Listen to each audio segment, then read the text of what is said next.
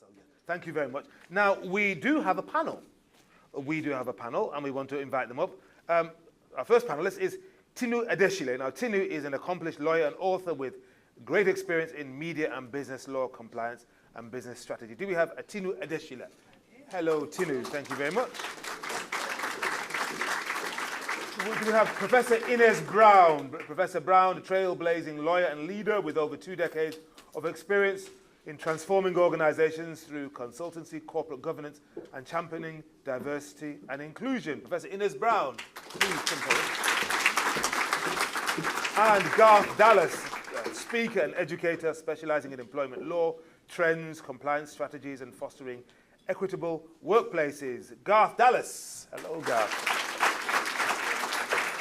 So I'm moving from much of the framework type discussion that we had from the morning onwards to a more practical nuts and bolts, belts and braces discussion on actually running your business, what it's like, what it takes, what are the mistakes people make, what are the things they need to avoid, what are the must-dos, what are the must-not-dos. And we'll talk for a short while here, and then we'll open it up.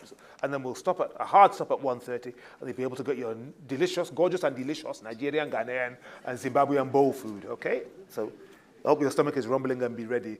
The jollof is Nigerian, we can't say anything about that. Don't worry, don't worry. Nigerian jollof is good, Senegalese is better, but the Ghanaian is the best. Anyway, we move on. Sorry. Okay. So let's start off with this one, and who is particularly, just indicate who's particularly keen to respond to this, because these are some of the questions that come up, and it'd be good to answer them here. What are the most common legal mistakes, often basic mistakes, small business owners make in their first, say, 1 to 3 years, the startup phase, and how can they be avoided from the get-go? Should I put this through to Professor Ines Brown? You hear your eyebrows rise. Would you want to handle that one? Yeah. I think the first legal mistakes that small businesses make is failure to ensure that they've got compliance in place. So you've got entrepreneurs, they're visionaries, they go out, they make the money, but then we've heard earlier about how many black and brown businesses are started in the UK, but they fail at a quick rate as well because they don't have the right foundation in place. They don't have the legal structures, they don't have policies and procedures, they just almost work in a tunnel, and then when things go wrong, that is when they contact lawyers. At what point do they need to start thinking about that? Because obviously if you're one person with a passion, the last thing you're going to be thinking of is the regulatory framework. You're just thinking, I've got this product, I want to get it to market. So the advice is that once a business is incepted, I normally advise my clients that they should think about setting up an advisory board, not a board, an advisory board, because you've got people who can assist you with mentoring, with skill gaps. You don't know what you don't know. And therefore, you can have people who can come in and advise you, and they can help you to put together your policies, your procedures. They can assist with networking, contacts. And when you've got, you start to scale up and you're looking for investment, the investors will look to see if you've got advisors who are there, who are able to assist you and to give you the right information that you need. So I think it's crucial that they start thinking. And the thing with an advisory board is you don't have to give them shares, equity. They're just there to support you and be a mentor for you. Thank you very much for that. Tinu, I'm going to move to you because you wrote a book, Elevate and Grow Your Company, the 9 Essential Factors of Business Law and How to Protect Your Profits. Discuss. I did, yes. I know. Well, we don't have long for me to discuss the whole book, but the whole point, the reason why I wrote it was because I do tend to work for corporations, but I also understand the pitfalls for small businesses as well. And for me, the number one, I think the the number one thing that I know small businesses don't really look at because they can't really afford it is in relation to contracts, and contracts are so important. Corporations spend millions of pounds on legal fees because they understand the importance of protecting their intellectual property, their trademarks, etc., and just getting contracts in place. And I think having a contract in place also makes you look very professional as well. Having a simple NDA, there are so many instances where people's work is being stolen because, unfortunately, they don't have NDAs in place. So for me, contracts are very, very important to do your housekeeping and to make sure that you have the right contracts in place. You can get terms and conditions now online. I'm not saying that you should use them, but, you know, because... No, that was really, I was about to dive in there. Yeah, Where do you get the contract from? I know, exactly. There are some websites out there that do contracts, and they're quite reasonable. But, you know, I will always say, I mean, I did write my book, but I will always say just try and find a lawyer that will hopefully help you in relation to fixed fees, or, you know, will just be able to help you out because you're starting out, as you were saying. But for me, contracts are the most important thing. Well, finance too, but making sure you get the right contracts in place. Garth, I need to get you to weigh in on this, because particularly when it comes to how people constitute their businesses, because I've been talking as though it's one man and his dog or one woman and her dog, but actually quite quickly you find yourself employing people. And what are some of the pitfalls people encounter when it comes to recruiting people, working with them, and then trying to expand their business? Good question. In fact, I'll go back to the first question as well, because it's very important that you understand what legal structure is appropriate for your business idea or your business product. So it's not just about saying, well, you are automatically going to set up a limited by shares company. It may be the right option, but you need to understand the risk which goes with that, as opposed to being, for example, a sole trader.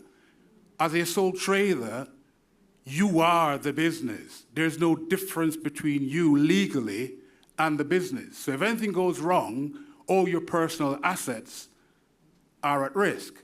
Whilst as a limited by shares company, the company is the legal identity and the shareholders are the owners of the business. And then just to go back, you know, it's in a lot of situations, I see it makes more sense for our people to look at, for example, a charitable status, community interest company, for example, which comes with various options to be for share or limited by guarantee. So this is one area, we haven't got time to go into the details of that now, but it does make sense to seek legal advice where that's concerned. Your first thing is your legal structure. And then that leads to how you employ and who is employing who, and make sure that there is a proper employment contract in place. Because there's a difference between a worker, a consultant, or someone who is just a cousin helping out. These cousins helping out may develop what we call beneficial rights in the business. And if they're working with you long enough, they may have acquired employee status. So therefore, they may have the ability to come at you for wrongful dismissal, for example. So these are the issues that you need to be aware of as far as human resources is concerned, because I deal with a lot of cases from the employment tribunal side where there is discrepancies as to what is the identity of the person. Have they been paid the right holiday pay or not? Simply because of the fact that there isn't a comprehensive contract in place to deal with the identity of who the individual is. I can see Inez wants to weigh in. I just wanted to comment on that about the family, the friends, because a number of us go into business with family and friends. You've got to make sure the agreements are in place, that people understand what their responsibilities are. If things go wrong, who is going to be responsible for that? So I think that sometimes entrepreneurs are frightened of lawyers and they contact us when things go wrong.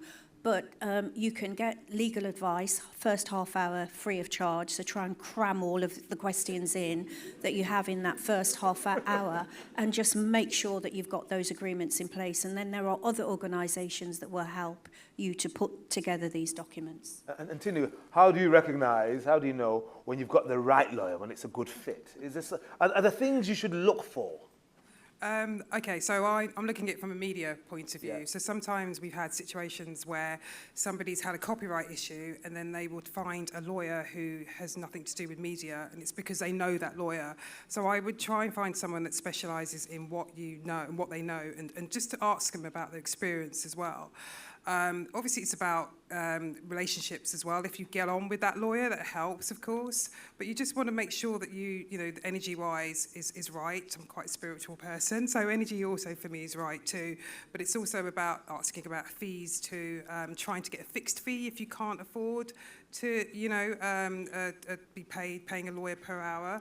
But yeah, I'd just say do your homework and ask for recommendations as well. And when I say recommendations, not somebody that's going to say, well, my friend's a lawyer, just someone that has actually worked with that lawyer helps too. Excellent. Ajwa. The one thing I wanted to add was in relation to my profession, my recommendation would be, you don't have to work with me, just work with someone who's on the Chartered Institute of Trademark Attorneys, because there are some sharks out there. Ooh. And at least if they're on the register, you know that they work within the rules of our profession. So that's the only advice I would give you. Okay, thank you very much indeed. We've got 15 more minutes, and we've got a great resource right here on the panel. So rather than me waffling on, I would rather you put to this panel your questions, because you're all there on the front line of business, and I'm sure you've encountered some of the things we've discussed thus far, or if not, perhaps you can tell us anew what you're encountering, and perhaps we can help. So please, speak now or forever hold your peace. Can I quickly say just before, sorry, Okay, yep. It's just about what you talked about, the Chartered Institute. So also with lawyers as well, just make sure they're either registered by the Bar Council or the Law Society, because there have been times where fake law firms have been set up and have, they've said that they're registered and they're not. So go on the Find a Solicitor website on the Law Society and also the Bar Council as well. That's really important. There's some sharks and barracudas out there, aren't there? Okay, this is Harry's hand up first, and then we'll go to you. And then there's hands coming up all over the place. Thank you so much. Yes. Okay. Thank you so much for that insightful conversation. My name is Edward. I work for the BBC. I also run a number of communities that include various entrepreneurs from the community across the UK and globally as well. My question is more around, what do you think we could do actively to kind of bridge the gap between the knowledge and education when it comes to setting the correct foundations for a new business and the community? So bridging that gap, who wants to take that? I won't pass it to all of you, but who's really keen? Ines? There are a number of, whichever area you're from, you've got a number of enterprise hubs that you can speak to. Business schools at university, they're providing free advice to any entrepreneur that wants to set up a business. You've got the law clinic, law clinics that you can go to for advice, and they can point you in the right direction as to what you need to start your business so that you can move forward. For me, it's important that businesses are sustainable. So we have these great ideas, but we don't have the foundation to continue that sustainability. And so anyone who speaks to me, I always point them to people who are more equipped and knowledgeable than me in business that can point people in the right direction. Very good. Lady at the front. Can I jump on that one as well, quickly? Then we'll go to you. Something that's going out of fashion is business planning.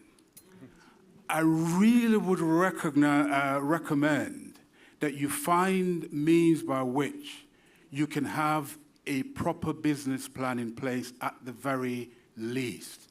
Because what may seem in your head as a brilliant idea, when it's tested in the marketplace, so you need to know what your potential market is going to be. Who are you going to be selling or offering your goods or services to?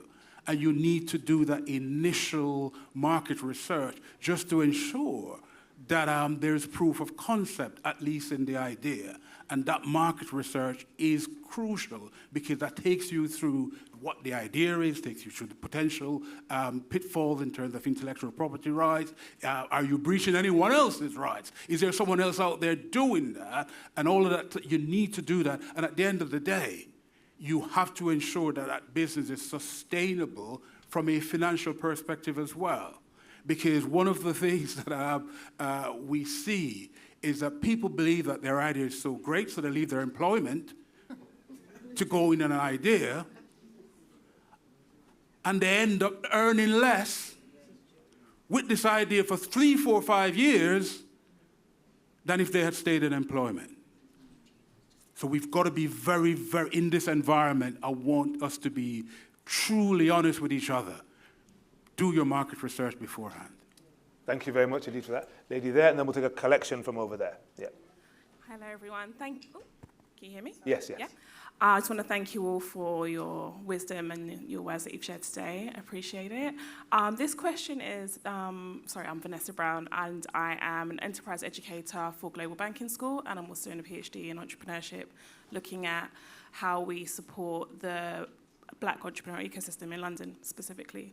My question's for Professor Brown, and I wanted to just touch on something you mentioned about developing advisory boards for your business, startup, whatever stage you're at. Considering that a lot of Black entrepreneurs have challenges of social capital, how would you advise them to go ahead and start to build those connections to develop those boards? Okay, so networking is key. I've always said, when I was in private practice as a lawyer, and I was working with aspiring lawyers, and in particular Black and brown young people, I explained to them the importance of networking. They need to be in these places. This is where you make connections, opportunities open. With an advisory board, you get those that are right at the top where they want payment, the individuals. You've got others where you have someone who's in IT that you know and you respect, they're experienced, or someone in intellectual property. You want to make sure that whoever you invite on your advisory board aligns with your values, your mission, your purpose. You'll have your strategy, but these are going to play as mentors for you. So you've got to be in the room to meet the people and then invite them. And you find that people love it when you play up to their ego. Oh, I think you're absolutely amazing. What you've achieved in business is just phenomenal. Will you be on my advisory board? I can learn so much from you. They'll say yes. Brilliant. Thank you very much. Okay, I want to stand up so I can see who had their hand up there. Yes, Angela, in the middle there. Zafira, right there. Yeah, the lady there. And then there was somebody else. Somebody, yes, from there, yes.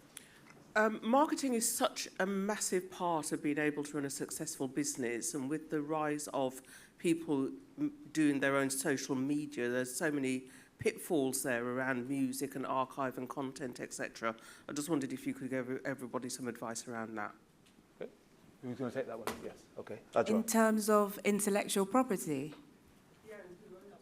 I'm sure I was just going to say, because quite often people will put stuff up and then it disappears and they don't understand the reason why. So you can't go and use Drake because you don't own Drake. That's the sort of thing I'm talking about. Yeah, yeah. So I think during the presentation I talked about copyright. So copyright is used to protect any created work. In the UK, you don't have to register it.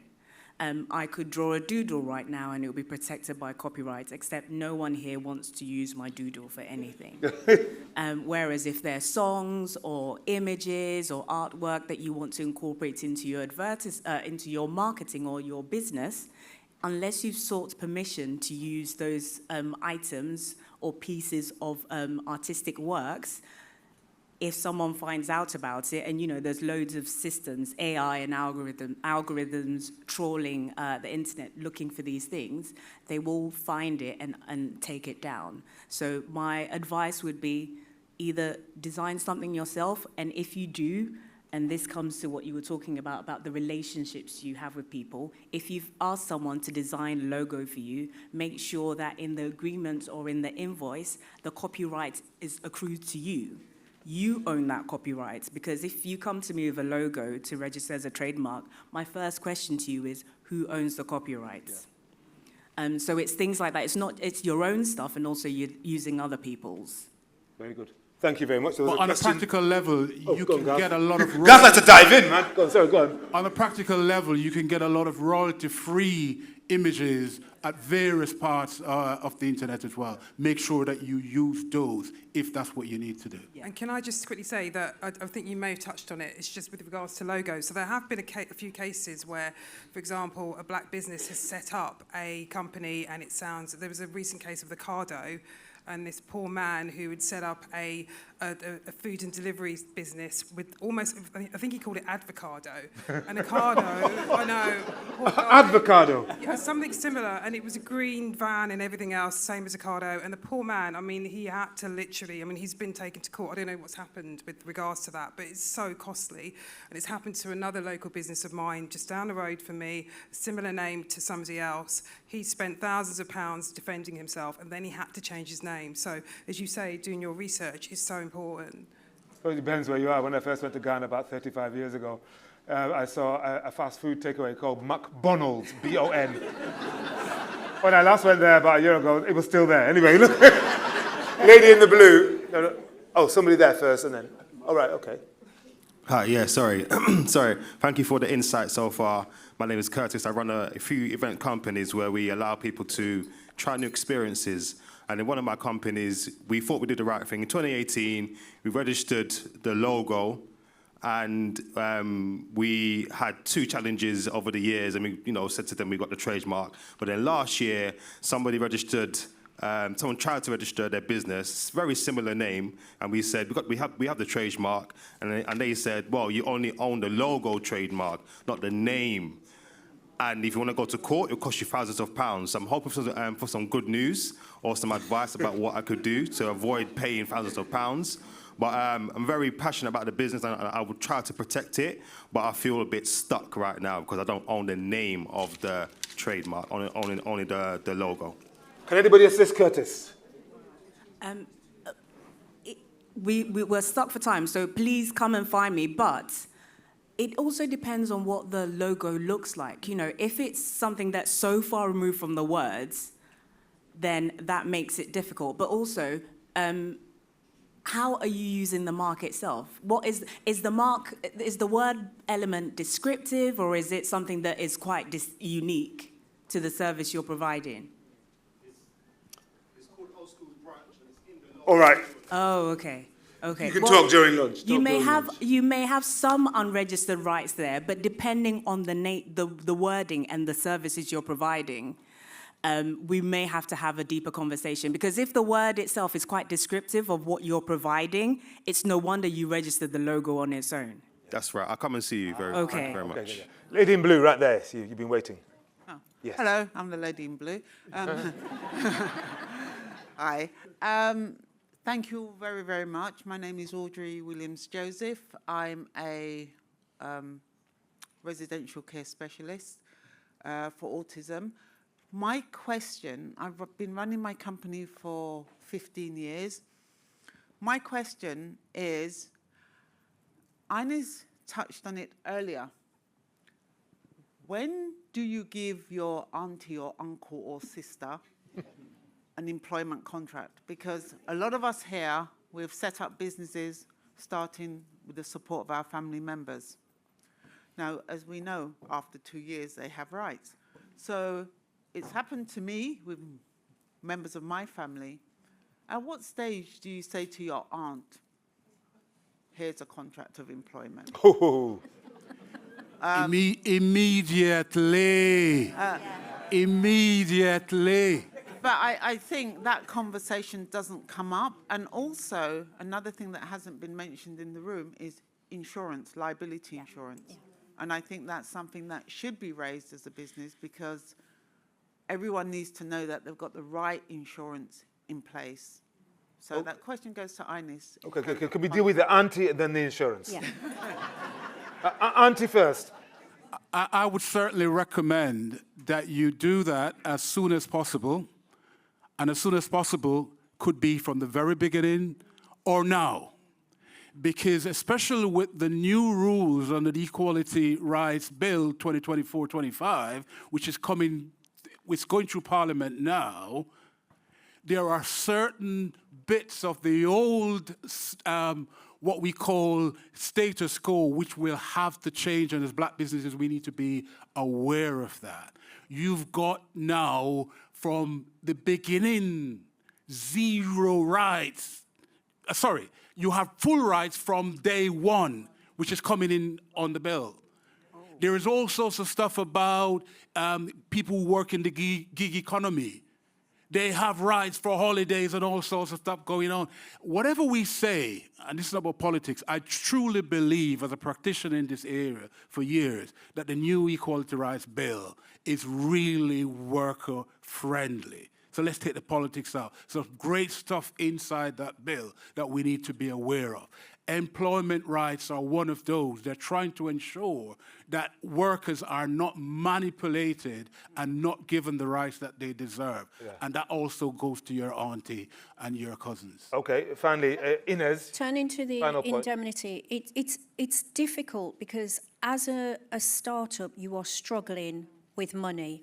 However, one thing you need to do after you incept your business, take out indemnity insurance. You can be sued for the advice you give. You can be sued for the advice you didn't give. You can be sued for someone coming into your premises, and that lawsuit will cripple a startup. So insurance is key. You can shop around, you can get discounts, but that is so important. When it comes to contracts as well, this is something that you need to be careful with. Make sure that you know when you can terminate, but that there is a break clause. There are so many clients I've spoken to where there's no break clause and they are locked in for hundreds of thousands of pounds for 4 or 5 years. So you've got to seek the advice. You really do need to seek the advice on contracts, but also on indemnity insurance. Crucial. We're out of time. Thank you very much. That was a really rewarding session. Put your hands together for Ajwa Anim, Tuna Adeshile, Inez Brown and Garth Dallas. Thank you very much.